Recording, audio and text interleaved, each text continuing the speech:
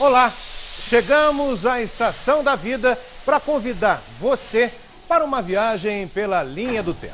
E se você nunca viajou de trem, tenha certeza de que seus pais ou avós viajaram e muito. E hoje vamos todos embarcar nesse trem, que é um trem muito, mas muito especial mesmo. Um trem de história, da sua história também. A vida se anuncia. Nas linhas do destino, uma grande jornada. Na velocidade do trem-bala.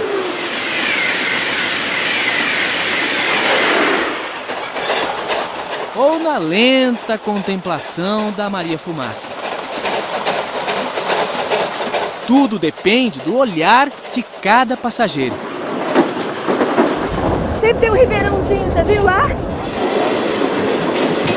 É um percurso com oscilações. Trechos difíceis. Mas também emoções. Fazem a viagem valer a pena.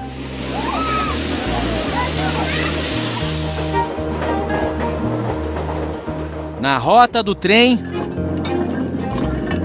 sonhos e surpresas. Nossa senhora, isso é bom demais, senhor. Paisagem passando, aquelas casas longe, as fazendas, né? E o trenzinho seguindo. Na arte, o trem representa a poesia em movimento.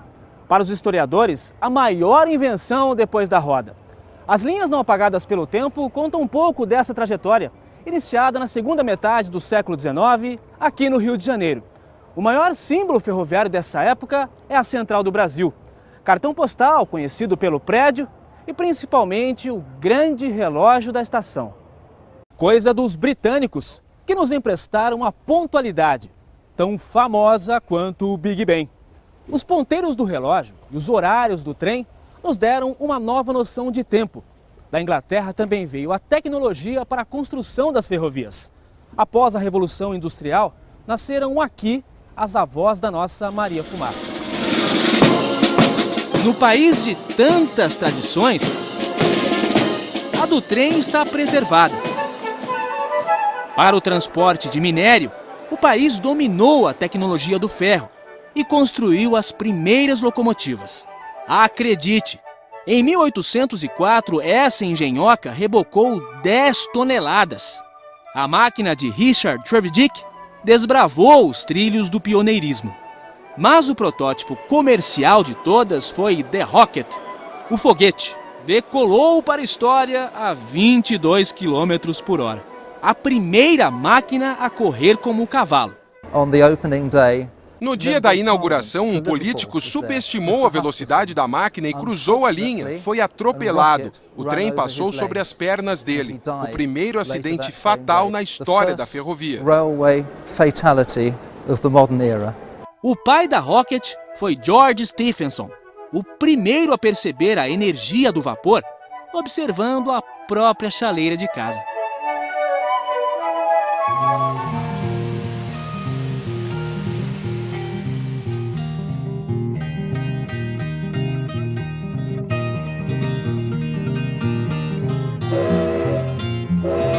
Quase 30 anos depois, a magia da Dama de Ferro chegou por aqui. E ninguém resistiu ao charme de Maria. Às vezes que a gente viajava, eu ficava só manjando. Aquela caldeira comprida, o chaminé lá, os apitos, o sino, né? Aquele estrado na frente, eu ficava manjando o jeitão dela. Falei, sem dúvida alguma. É uma autêntica Miss correndo pela linha fora. Era caso de amor. É um caso de amor. A minha patroa falava comigo assim, você gosta mais da máquina do que de mim, porque você tem uma história danada que essa máquina, viu?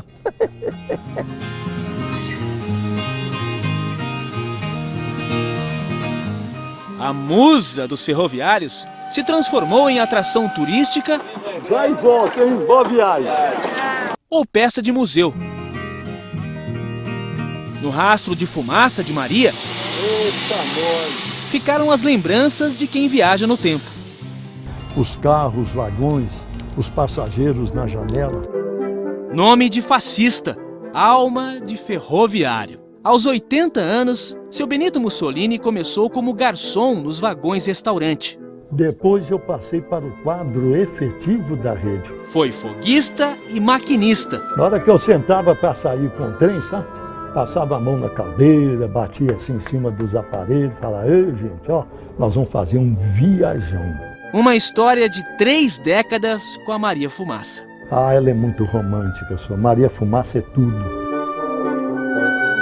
Em casa, tudo lembra a velha companheira. Inclusive o som.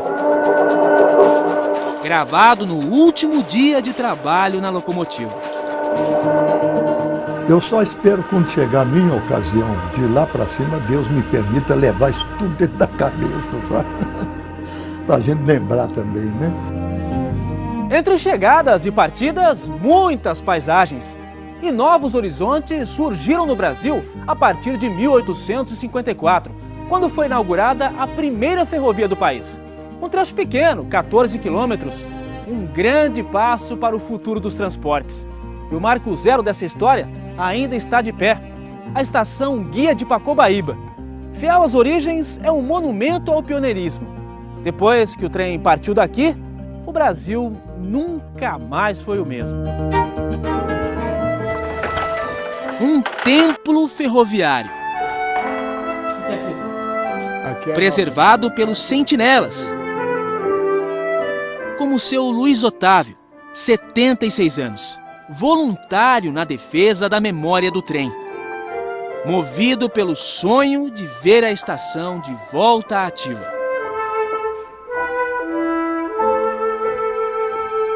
Ainda digo mais, um dia, se essa estrada de ferro reativar, eu não faço mais questão de viver. Está feito o seu trabalho? Já valeu minha passagem sobre a terra. Por quê, hein? Cumpri o objetivo, né? Meu sonho é ver essa linha funcionar, essa casinha, tudo. Seu Luiz segue os ideais de um iluminado. Irineu Evangelista de Souza, o Barão de Mauá, empresário responsável por colocar o Brasil nos trilhos. Quando o soberano era o imperador, ele foi chamado de rei. De simples mascate, se tornou o dono do Banco Mauá, homem mais rico abaixo da linha do Equador. O empresário fazia os planos nessa casa onde morou em Petrópolis. Trouxe a luz a gás para o Rio de Janeiro e aceitou o desafio de construir uma ferrovia do Porto de Magé até a raiz da Serra de Petrópolis. Nessa época, o Brasil caminhava a passos de mula. No final do século XIX, a locomotiva econômica do país era o café. Produção a todo vapor no Rio de Janeiro e Minas. Mas as viagens das regiões produtoras até o porto levavam meses. Em algumas travessias, 7 em cada 10 sacas se perdiam pelo caminho. Na Serra do Mar, em São Paulo, as mulas despencavam com o carregamento. Em 1835, o regente Feijó assinou o primeiro decreto para a construção de uma ferrovia, mas o projeto não tinha garantia de ganhos para os investidores. Quase 20 anos depois, o Império autorizou uma nova lei. O projeto seria ligar a capital da corte, Rio de Janeiro, às províncias de Minas, Rio Grande do Sul e Bahia.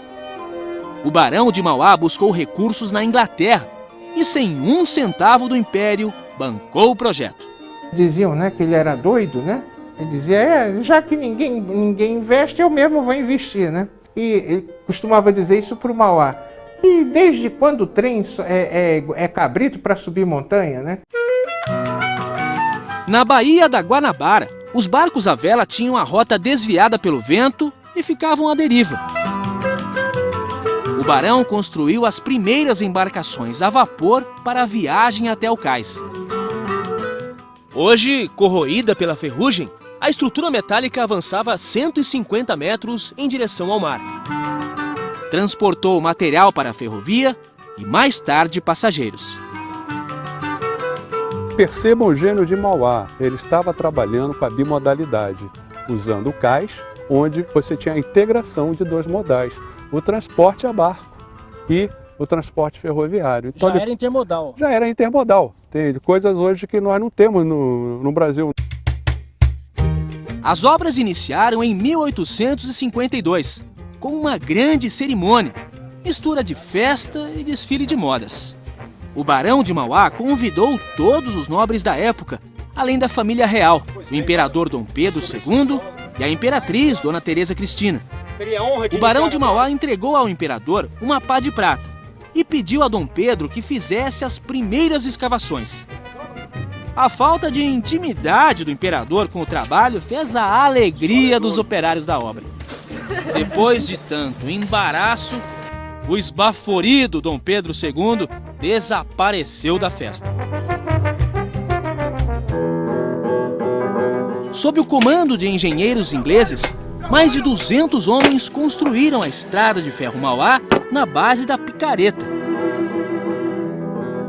Em 2 anos, a obra foi concluída, transformando a viagem do cais até a Serra de Petrópolis de 2 horas em 30 minutos. O passeio inaugural foi na locomotiva Baronesa, homenagem à esposa do barão, Dona Maria Joaquina. Hoje, a número 1 está abandonada, como o museu que deveria preservá-la.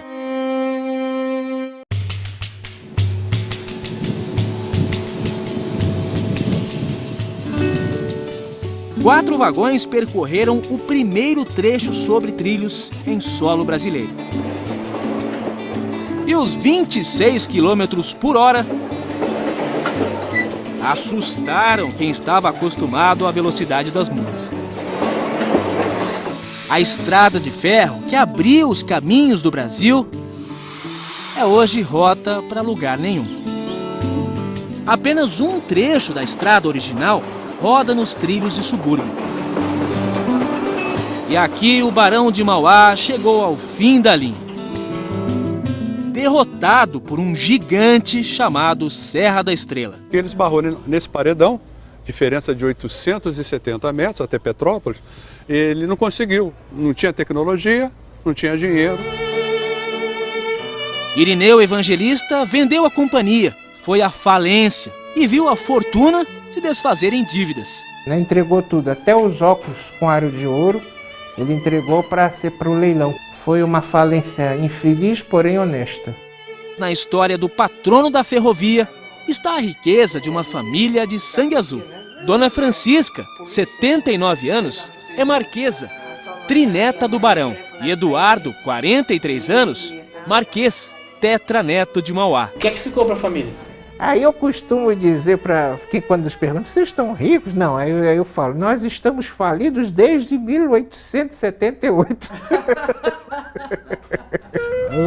Rapaz. Convidamos a nobreza da ferrovia para uma visita, onde tudo começou. Estamos felizes que vocês vieram, viu? Olha só quem está aqui. Na mesma estação, olha que maravilha. Os herdeiros do pioneirismo. Tanto trabalho, foi tanto sonho, né? E o guardião da memória ferroviária. Uma pequena lembrança da presença dos senhores aqui. Olha que maravilha. Ai, que bonitinho. Que lindo. Só falta agora ativar a estrada. Só faltou o Barão de Mauá, né? É.